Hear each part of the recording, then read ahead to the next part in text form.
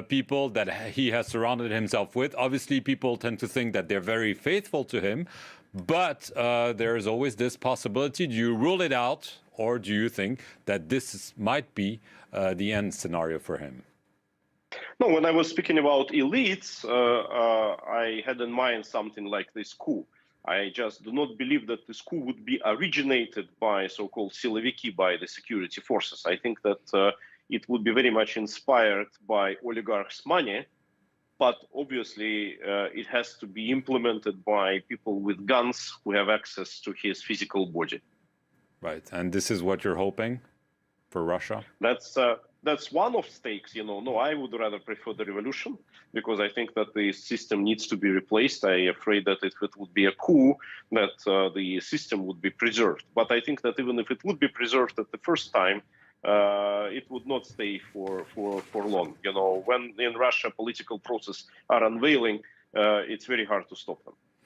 Ilya Ponomarev, I want to thank you very much for being with us from Kiev in Ukraine, and thank you for watching this edition of The Interview here on France 24.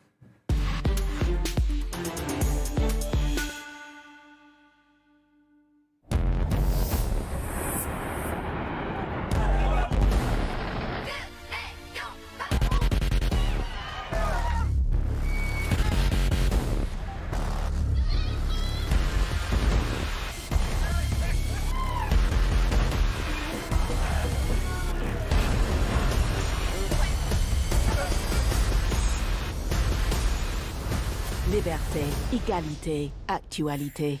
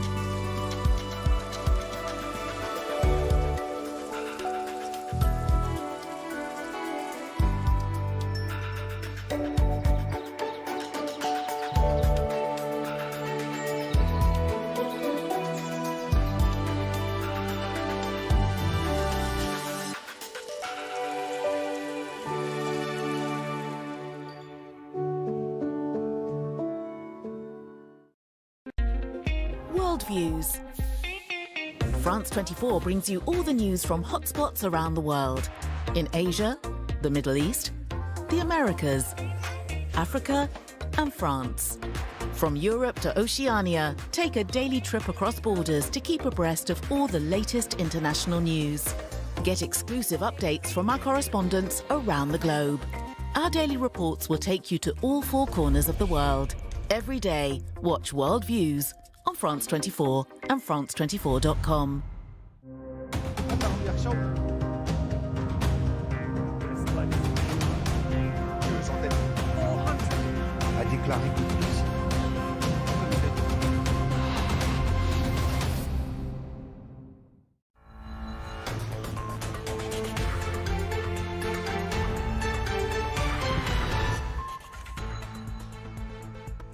Russian forces bombard eastern Ukraine. At least 2 people killed at an aid distribution center this morning in Donetsk. Elsewhere, some 500 civilians reach Zaporizhia from the besieged city of Mariupol. Also in this programme, Hungary potentially stands to lose billions of euros in EU funds as the bloc starts disciplinary procedures against Viktor Orban's government. This just days after the populist leader wins re-election. And a life sentence in absentia for Blaise Compaoré, the former president of Burkina Faso, convicted of complicity in the 1987 murder of his predecessor, Thomas Sankara. Those are our world news headlines on France 24. Thank you for joining us. I'm Nadia Massi in Paris. And we start with the news that today the Red Cross has confirmed 500 civilians have escaped the besieged Germany Ukrainian doing enough city to of help Mariupol Ukraine in the face and of reached the Russian nearby aggression. region of Zaporizhia. Chancellor Olaf Scholz tells Russian German bombardments, lawmakers though, are still Germany continuing must to do hit all Mariupol, it can as to well as stop further Russia east from in continuing the the Donbass war. region. At least 2 people are reported to have been killed this morning at an aid distribution centre in Donetsk. Authorities are now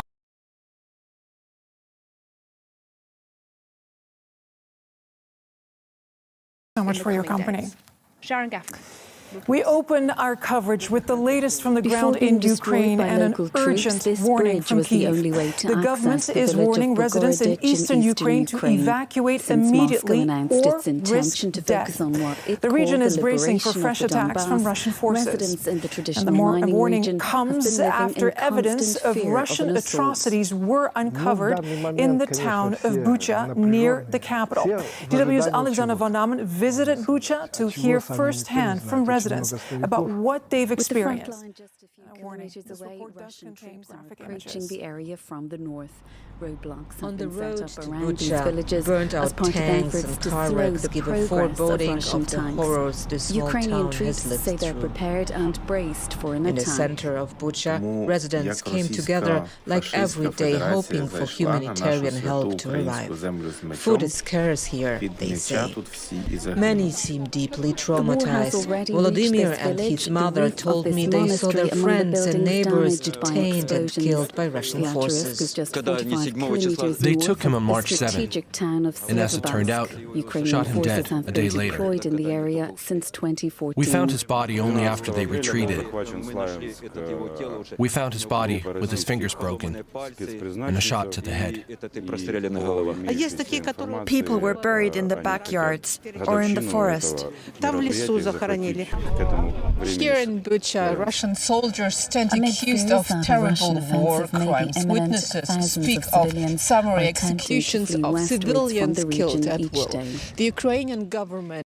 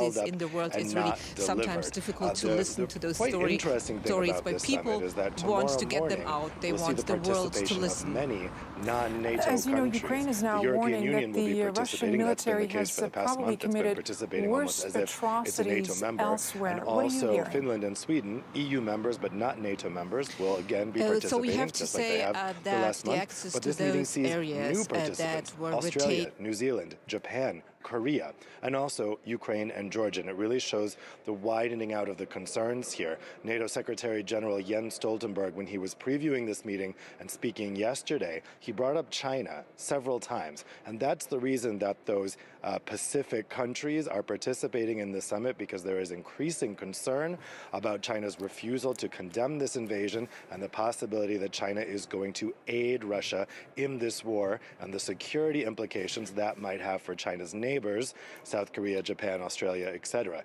So I think this is going to be quite a global focus tomorrow on the reverberations of this conflict far beyond here in Europe, all over the world. Now, in related news, Hungary's Prime Minister Viktor Orban has said today he's spoken to the Russian leader Vladimir Putin to urge for an immediate ceasefire in Ukraine. It comes as the EU announces new disciplinary procedures against Hungary just days after Orban won a landslide re-election. The EU is accusing Orban of flouting EU values, and the investigation into what's going on in Hungary is likely to take months, but eventually the country could lose billions of euros in EU funding. Verica Bahel reports. Speaking to applause in the European Parliament.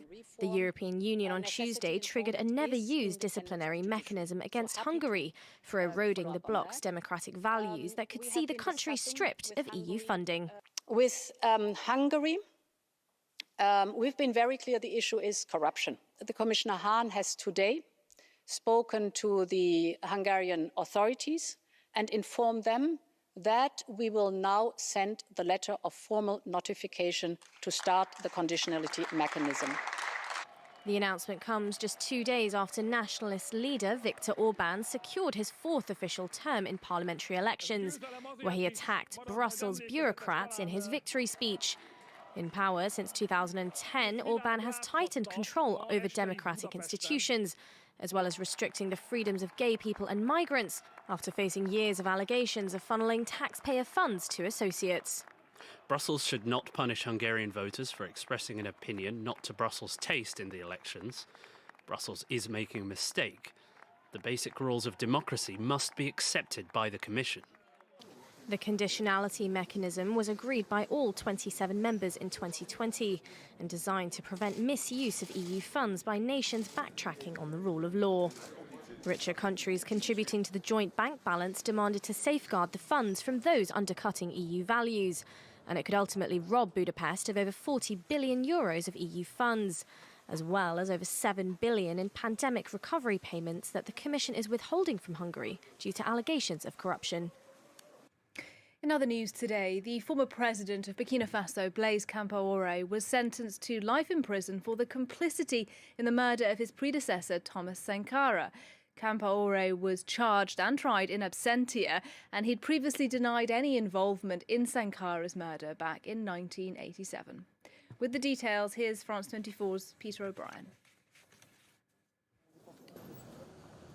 Mariam Sankara, Thomas Sankara's widow, enters the courthouse in Ouagadougou, ahead of a verdict that she's been waiting for, along with millions of Burkinabés, for 34 years. A military tribunal has sentenced former President Blaise Compaoré to life in prison for facilitating the assassination of Sankara, his predecessor. La vérité judiciaire vient nous édifier sur les responsabilités individuelles du président Compaoré, du général Diendéré et autres sur l'assassinat prémédité du capitaine Sankara et de ses collaborateurs. Thomas Sankara remains to this day an iconic leader for his sweeping socialist reforms in Burkina Faso, a country which he himself renamed. In 1987, after just 3 years as president, he was killed along with 12 of his entourage. Aluna Traoré is the only survivor. In October, he said Sankara was murdered for loving his people. Le procès ne pourra pas nous restaurer nos rêves, nous avions rêvé de Burkina. Nous avions une idée de ce que pouvait être notre pays. Hommes valeureux, courageux, qui s'assument et qui assument leur destin. Blaise Compaoré's lawyers had called it a political trial. Compaoré ruled for 27 years until his ouster in 2014 and was sentenced in absentia because he's in exile in Côte d'Ivoire. 10 others were also handed prison sentences for their involvement in the assassination, and 3 defendants were acquitted. Now, the first round of the French presidential elections are being held this Sunday, and polling suggests that the incumbent, Emmanuel Macron, is likely to be re-elected, but his far-right rival, Marine Le Pen, is closing the gap.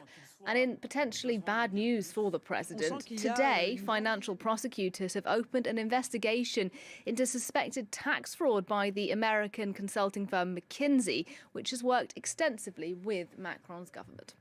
Well, covering all of this for us is our French politics editor, Mark Perelman, who's with me. So, Mark, first of all, just how bad could this latest news be for the president? Maybe not as bad as one might think it could be. Yes, it's true that there have been accusations that the government relied too much on outside private consultants to do work about computer, to advise about what a teacher should be, for instance, paying 500,000 euros. Those were the examples giving out of a Senate inquiry into the use of such consultants. We also learned, and that's why there is an investigation open today, that apparently McKinsey did not pay taxes in France for the past 10 years. And so this is probably why there is such a probe. So if you look at it, yes, you could say it's bad news for Macron. But actually, it might have been worse if there was no investigation, because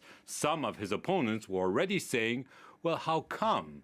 If such a company making millions out of the French government is not paying taxes here, how come no one is looking into it? So now the government will be able to say, look, we didn't interfere, investigators are doing their job, and it's not an accusation directly against Emmanuel Macron. There's no issue about potential corruption, potential influence peddling. It's about how this company worked and probably did not pay taxes. The only question is whether they used tax evasion, which is allowed, or that there was potential fraud. All the while, Marine Le Pen, the far-right leader, does appear to be gaining strength in the polls. Yes, inevitably, when you look at the polls for the past 3 weeks, the spread, I looked it up, the spread on March 11th between Emmanuel Macron and Marine Le Pen was 13%. Today, it's down to 4%. And she is bound to qualify for the second round. And in the second round, the polls are showing that Macron would still win, 53 versus 47. But in 2017, it was 64 versus 36%. So the race is getting tighter and tighter, and the polls are showing she's inching up. She's confident that she can not only qualify, but even win the election. Macron still thinks he has domination over the French political scene and that he will be re-elected, but it's certainly not a given today. Yeah, it's going to be a big week. Thanks very much indeed, Mark Perelman. And of course, here on France 24, we're going to have ongoing coverage for you this week and this weekend in the run-up to the French election. Well, we'll leave it there for this news show. Thank you for watching, and do stay with us.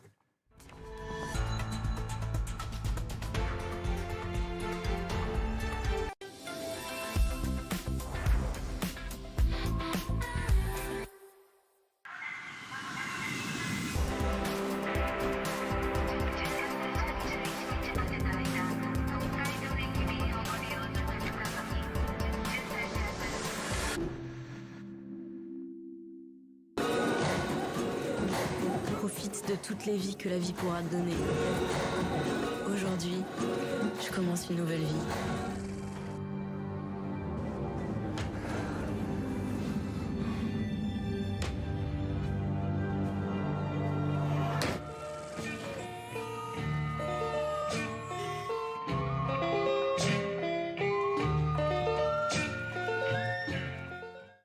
Hello, and thanks for joining us for our weekly film show. I'm joined by our film critic, Lisa Nesselson. Hello. Hello. Genevieve. Thanks for joining us. Now we're starting with a film from iconic French director Cédric Klapisch, known for his hit film The Spanish Apartment. His new offering is called Encore, or Rise.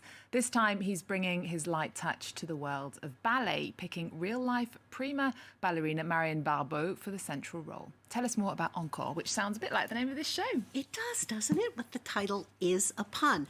This show is called Encore, and that means provide more, right? But corps is the French word for the human body, and it shows up in expressions like esprit de corps or corps de ballet. And dancers obviously rely on their bodies. I've heard this described as a feel-good movie, but as it went on, I thought, no, this is really more of a feel-bored movie. And that's unfortunate because it really, really does get off to a fetching start. The first 15 minutes or so, our performance of the ballet La Bayadère are captivating. OK, well, here in France, there is a lot of fondness when it comes to this director and his work. Here's Catherine Kadir-Clifford. She's no stranger to the limelight. Marion Barbeau is lead dancer at the Paris Opera, but her secret dream was to bring her talents to the big screen. The role that has taken her there isn't for the superstitious. She plays a dancer with a career-stopping injury.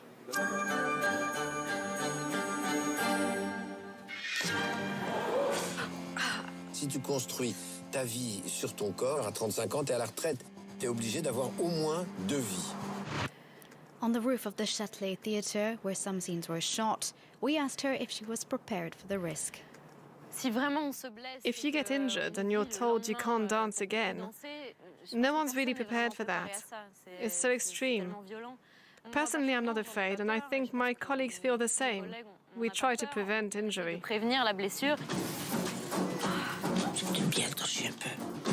As she tries to find her way, she meets other dancers.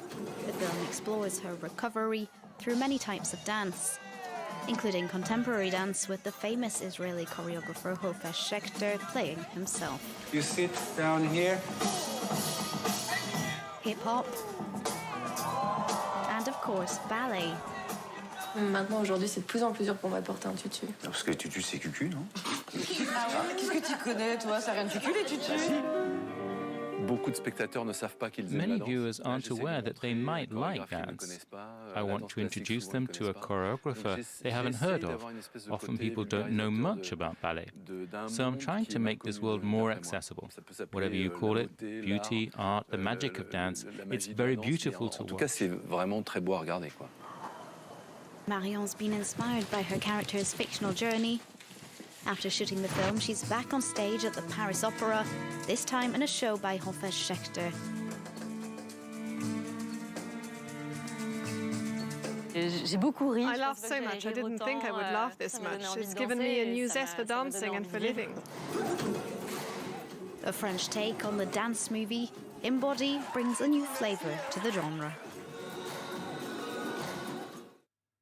Well, it looks like there was lots of lovely dancing in it, but you weren't calling Encore at the screen as the credits roll. Alas, no. You know, as a superstitious gesture to ward off evil spirits before a performer goes on stage, in English we say break a leg, but that's not a literal instruction.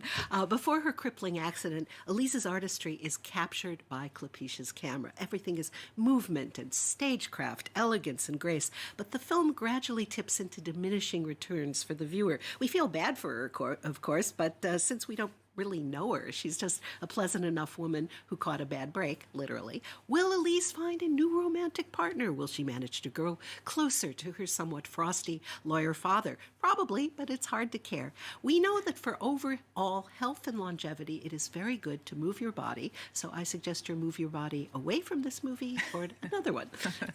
Well, next to another French language film from the Belgian director Fabrice de Weltz called Inexorable. It's the classic genre setup of a nuclear family in the middle of nowhere and a mysteriously, seemingly helpful interloper. Tell us more.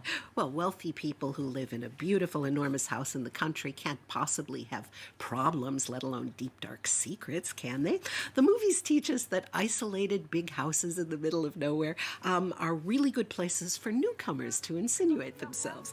Benoit Poelvoorde plays novelist Marcel Belmer, who's been married for 25 years to Jeanne, the daughter of a prominent, recently deceased deceased publisher. It's been a very long time since Marcel published Inexorable, the book that actually made him famous. In fact, he's found it hard to write anything since. The couple and their daughter Lucy and new dog have just moved to her late dad's remote estate, and when the dog disappears, he's found by wandering waif Gloria.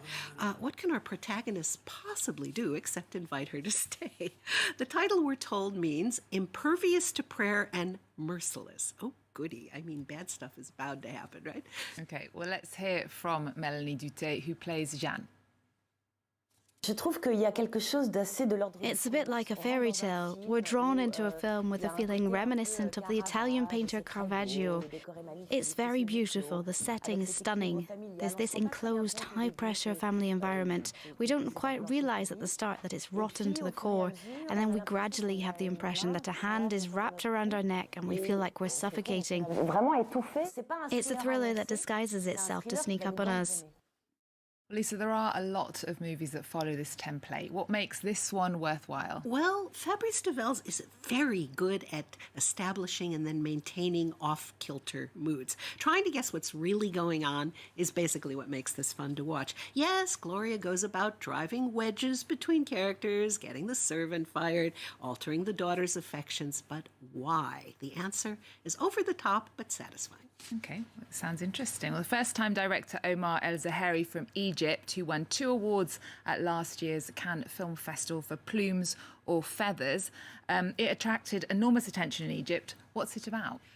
Well, for example, the poster is very catchy. It shows a chicken in the foreground and smiling people in the background, but smiles are very few and far between in this film, even though something funny does happen. At a birthday party for an unnamed couple's 4-year-old son, a cut-rate magician turns the father into a chicken and can't figure out how to undo his magic trick gone wrong. Not just a chicken, but a hen, which has to be especially unwelcome to a stern patriarch who obviously believes that all males are inherently superior to all females. Unsurprisingly, administrative authorities don't really have a category for what kind of aid to provide a family whose breadwinner has been turned into a chicken, and that premise is not bad at all.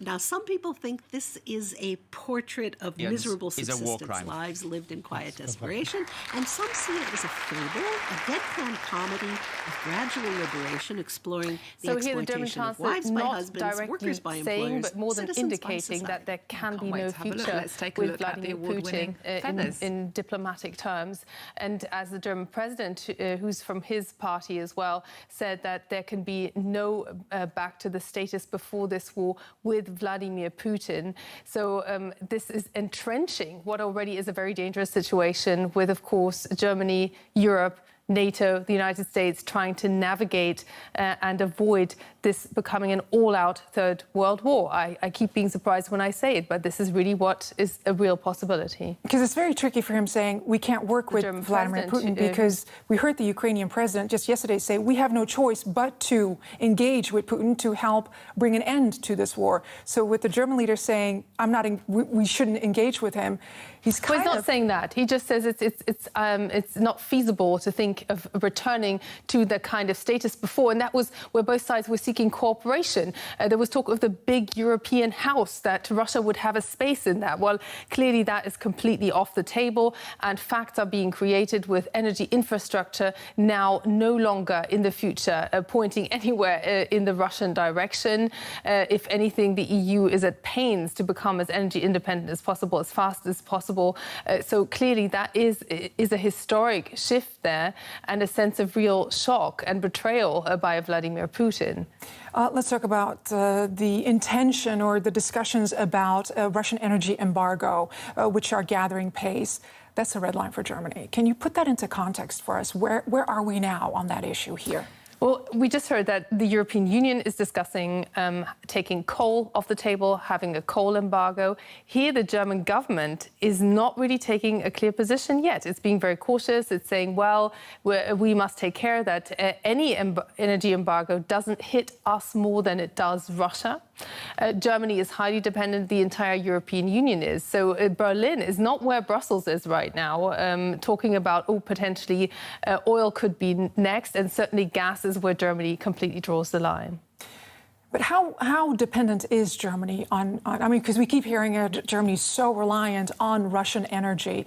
But put it starkly into contrast with other countries in the EU, because it's not the only country who's reliant on Russian gas and oil. No, it isn't. And interestingly, countries like Poland are even more dependent, although they are calling louder for a potential energy embargo. But they want Germany to lead the way. Germany's actually been relatively successful in becoming less dependent. It was more than 50% dependency when it comes to gas before the war. Now, according to the latest government figures, it's at 40%, and it is trying to scale down. But German industry is still warning that this would cost jobs, it would cost prosperity here in Germany, and that's what everybody is still shying away from, and where there's not complete unity in the EU. There's always a price to pay. Thank you so much, Michaela Küffner, DW Chief Correspondent. And that does it for us. The news continues right after this, and I'll see you at the top of the hour.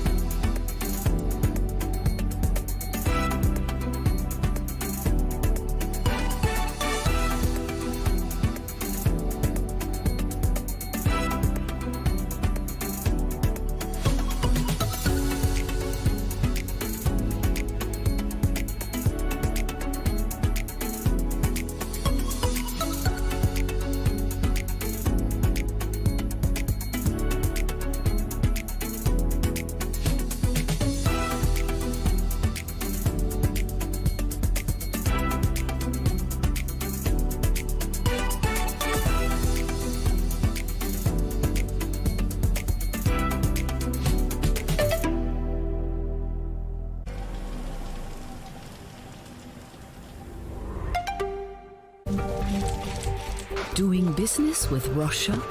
For many international companies, that's no longer an option since the war began. They support the sanctions against Putin and accept losses in the billions. But some are boycotting the boycott. Why? Made in Germany. Next on DW.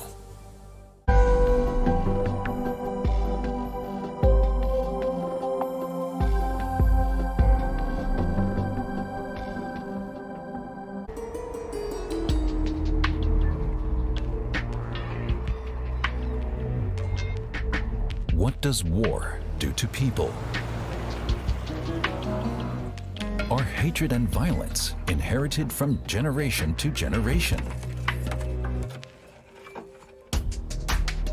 An award-winning documentary searches for answers. For 2 years, the author accompanies a Salafist family in northern Syria.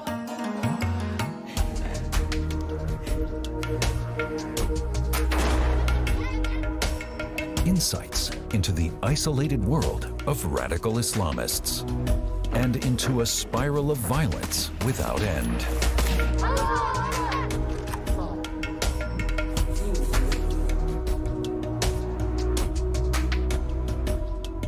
A film about family, faith, masculinity.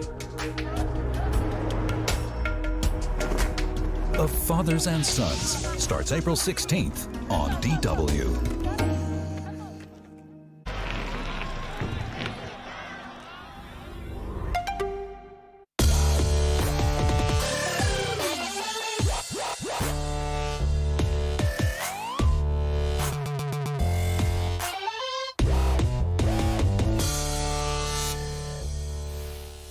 It's been said that the first casualty of war is the truth. Getting a clear picture of exactly what is happening in Ukraine is far from straightforward. But it's increasingly clear that acts of barbarism are being carried out as part of a conflict that need never have begun.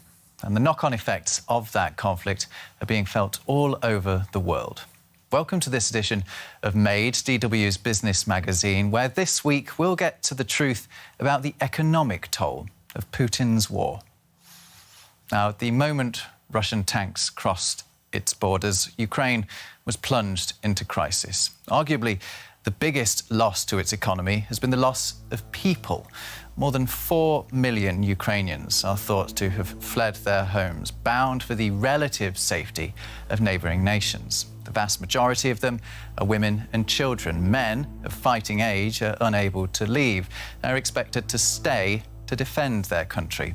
And they are, united in a common cause and knowing they have the backing of their compatriots at home and abroad. It's a cause that's driving Ukrainian men all over the world to return to their homeland. And that's having knock-on effects for the countries they leave. Marta Groszyńska reports from the Polish city of Legnica. Problems in the logistics sector caused by the war are also contributing to the spiralling costs. Over 30% of truck drivers working in Poland are Ukrainian. Aleksander Faranek heads up a transport company. He's also Ukrainian and is doing what he can to keep his drivers in the EU.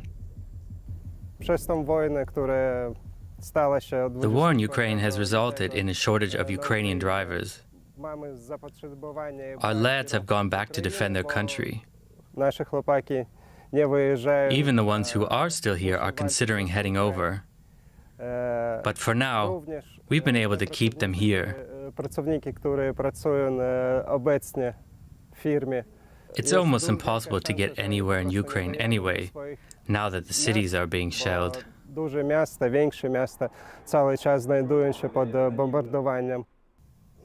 For the Ukrainian truck drivers, it's an unbearable situation. I can't eat. I can't drink.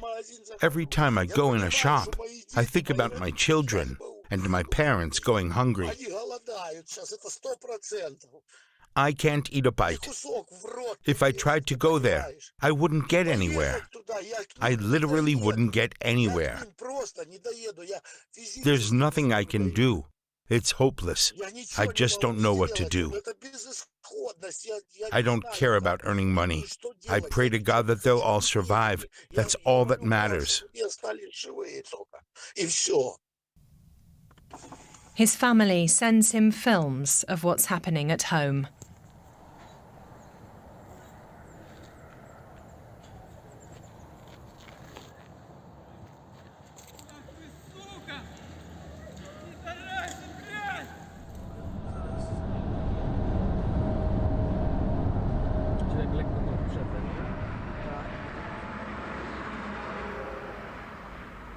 Polskie firmy transportowe od dekady, od 10 lat są... Polish companies are leaders within the international and European road haulage sector. If Polish road hauliers suffer, the effects will be felt across the EU. Słaby polski transport to jest bardzo słaby transport Unii Europejskiej. Another example of how the war in Ukraine is impacting Europe and its economy. The war has also taken its toll on Ukraine's current